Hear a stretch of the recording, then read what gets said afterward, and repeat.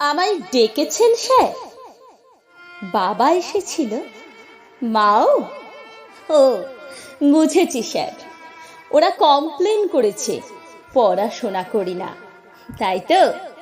তর্ক করি, জিনিস ভাঙি, মোবাইল চাই বলে জেদ ধরেছি। টিভি দেখতে চাই, তাই না স্যার? সব সব সত্যি স্যার। দিন, শাস্তি দিন ওদের কথা শুনে। কি বললেন স্যার? শাস্তি দেবেন না? আপনি ওদের দলে নন, আমার কথা শুনতে চান? বলুন বলুন, কি শুনতে চান? ভালোবাসে বাবা মা? কেউ নয় স্যার, কেউ নয়।